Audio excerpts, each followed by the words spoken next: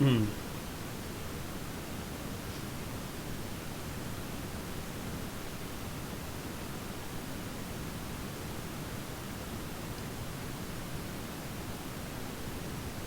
예, 인천여고 박지문입니다.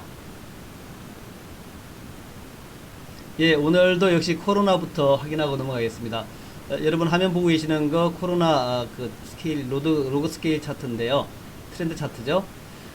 미국은 이렇게 맨 위에서 아직 맨 마지막에 시작됐기 때문에 맨 위에서 이렇게 좀 수그러들고 있는 모습이고, 유럽의 이탈리아, 프랑스 다 같은 모습이고요. 한국은 이렇게 이제 누워 있습니다. 지금 유럽은 코로나 쪽에서 이제 벗어나려고 여러 가지 경제 상황 정상화시키려고 준비를 많이 하고 있어요. 이탈리아는 농업 쪽에서 일부 생산활동 재개하겠다. 또 축구 같은 스포츠 경기도 다시 이제 재개하겠다. 이렇게 얘기하고 있고, 독일은 그 240평 이하, 우리나라 같으면 좀 큰 건데 240평 이하의 상점을 일단 영업을 하도록 허용하겠다. 이렇게 얘기하고 있고요. 근데 이제 미국 같은 경우에는 어제 이제 그 확진자가 4만 명 이상 또 4만 명 가까이 증가하면서 아직까지 좀 상당히 우려를 하고 있는 그런 상황이다. 그래서 조금 더 지나야 될 것 같습니다. 유럽은 좋아지고 있고 미국도 좀 있으면 이제 좋아지겠죠. 그래서 미국 좀 좋아질 때까지 코로나 조금 더 기다려보자라는 말씀드리면서, 자, 다우지수 보겠는데요. 다우지수 최근에 상당 기간 이렇게 한 2주 정도 행보하고 있어요. 24,000을 돌파 못하고 행보하고 있는데, 요건 이제 61선, 파란 라인 61선에 대한 압박과 또 이제 21선의 지지, 여기에서 이제 다툼, 이런 걸로 생각이 되고, 아마도 결국 이제 그 뉴욕이 그 끝이 보인다, 끝이 보인다라는 얘기 나올 때 이제 여기를 돌파하는 부분 나올 것 같습니다. 조금만 더 기다려보자 하는 말씀. 현재 방향성을 아직 찾지 못하고 있는데, 저는 위의 방향이 맞는다고 봐요. 위의 방향이 맞고 대략 한 26,500까지 갈 거라고 보는데, 조금만 더 기다려보자 하는 말씀을 드리고요.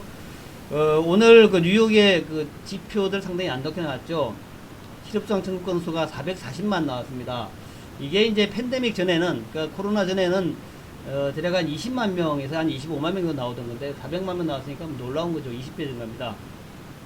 그리고 이제 제조 PMI 지수도 36.9가 나왔어요. 되게 이제 47, 48에서 한 52, 55까지 왔다 갔다 하는 건데 36.9니까 뭐 엄청난 거죠. 엄청난 건데, 어쨌든 간에 이게 이제 코로나가 끝나고 경제활동 재개되면은 좋아질 것이다. 극적으로 좋아지겠죠. 극적으로. 그러니까 400만에서 또 뭐 25만으로 이렇게 줄어들거나 이렇게 극적으로 좋아질 겁니다. 그래서 그렇게 극적으로 좋아지는 상황 자체까지 나올 때까지 기다려보자 하는 말씀 드리고요. 나스닥 차트는 조금 더 좋죠. 지금 현재 물론 이제 고점에서 행보하고 있습니다만은 200일 라인까지, 240일 라인까지 올라와가지고 행보하고 있는데, 여기서 이제 한 단계 더 올라가야겠죠. 더 올라가면 이제 역사적 고점까지 가는 거니까, 하여튼 뭐 전체적으로 볼 때 그 시장은, 주식 시장은 많이 정상화됐다 이렇게 봐도 될 것 같습니다. 역시 국제유가가 굉장히 중요하죠. 국제유가 차트 보겠는데, 국제유가가 그렇게 막 난리치다가 이제 3일째 좀 정상화되고 있습니다. 한때는 뭐 마이너스 37달러까지 내려갔던 그런 모습이었는데, 많이 올라오고 있고요. 이틀 동안에 42% 올라왔다 그러네요. 근데 이제 42% 올랐다 하지만 차트상으로 보면은 뭐 이게 올라온 건지 아닌 건지 모를 정도로 좀 21평선 근처까지 왔는데, 거의 뭐 약간 좀 더 올라온 그런 모습이고, 근데 이제 오늘 올라온 게 19% 올라왔어요. 19.74%. 그러니까 20% 가까이 올라왔는데도 불구하고 워낙 그동안 많이 하락폭이 컸기 때문에 이런 모습 보이고 있다는 거.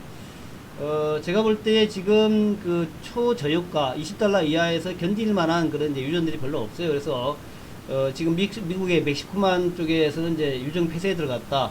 육상 유정도 이제 폐쇄에 들어갈 것이다. 이런 얘기 나오고 있습니다. 이렇게 되면은 이제 결국 유가는 올라갈 수밖에 없지 않겠냐. 그리고 이런 상황에서 유가 유정을 많이 폐쇄를 했는데, 코로나가 끝나면서 이제 그 수요가 살아나기 시작하면 또 유가가 또 극적으로 또 급등할 수가 있고요. 장기로 볼 때는 이렇게 유정을 많이 폐쇄해버리면은 장기적으로 볼 때 이게 또 장기적인 유가 상승에 또 이유가 됩니다. 그러니까 공급이 많이 줄어들어버리는 거죠. 그래서 어쨌든 뭐 유가가 올라오고 있고, 관련해서 메르슨 오일 차트, 메르슨 오일이라고 이제 미국의 그 석유 기업인데, 지금 차트 보시면 이제 완전 바닥에서 있다가 지금 조금씩 올라오고 있죠. 이렇게 쭉 올라오면서 지금 양봉이 한 5개 정도 나왔습니다. 아주 작은 이제 양봉인데 그래도 이게 많이 올라온 거예요. 오늘도 6.8% 올라왔네요. 메르스 오일. 그래서 이제 오늘 우리나라 그 기업들도 요거랑 비슷한 기업들 한번 봐야 될 것 같은데, 그렇고, 자, 우리나라 종합지수 한번 봐볼게요. 종합지수가 지금 최근 들어가지고 며칠 동안 요렇게 한 일주일 정도 크게 못 올라가고 61선 저항을 바꿨습니다. 요 파란 라인이 61선 저항인데 지금 빨간 라인 21선 좀 급하게 올라오잖아요. 그리고 61선 저항은 좀 각도가 완만하죠. 이렇게 되면은 대개는 이런 상황에서는 대개는 확률적으로 여기를 돌파할 가능성이 높습니다. 제가 이제 1950이 기술적 반등의 목표치다라고 많이 강조했는데 1950에 와서 주춤주춤 하고 있지 않습니까? 근데 여기에서 현재까지는 6대4 정도로 돌파할 가능성이 높다고 봅니다. 아직까지는. 그래서 돌파를 하는 경우에 요 60선 돌파하는 경우 1950 돌파하는 경우에는 이제 2050을 바라봐야 되는 거죠. 그래서 일단 확률적으로 1950 돌파해서 2050까지 갈 것이다라고 일단 보면서 그렇게 기술적으로 좀 대응하시면 될 것 같다 생각이 들고요. 종목 봐야죠. 아까 이제 메르슨 오일을 봤는데, 우리나라에서 이제 S 오일 차트, 바닥에서 착실히 좀 올라오고 있죠. 그래서, 현재 한 3주가량 여기 61선서 올라갈까 말까 행보하다가 어제 이제 돌파가 나왔습니다. 돌파 나왔기 때문에, 이렇게 이제 돌파가 나오면, 그 다음에 이제 또 급등하는 소식이 있어서, 돌파 나오면 급등하더라라는 것 때문에 대략 한 85,000원까지 여러분들 유가 선물 같은 거 매매하지 마시고 그냥 SOG나 SK이노베이션이나 GS 같은 거 그런 거 매매하세요. 그게 유가 관련주니까 그런 게 안정적이에요.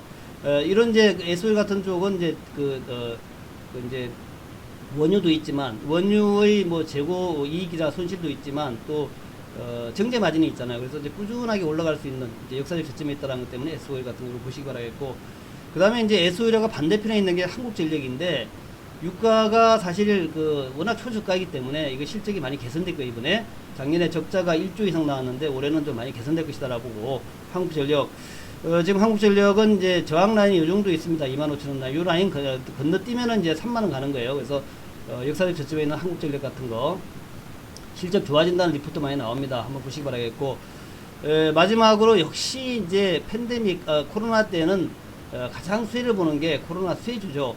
뭐 치료제나 이런 거 진단 키트 같은 거 수혜 보지만 역시 이제 이 네이버, 카카오 같은 이런 이제 종목군들이 가장 수혜인데, 지금 어제 이제 네이버 실적 나왔는데 엄청 좋게 나왔죠. 실적 엄청 좋게 나왔고 카카오도 많이 좋게 나올 겁니다.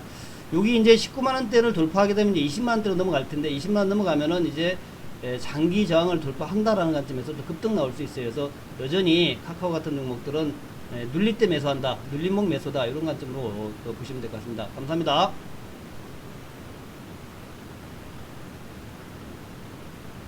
네.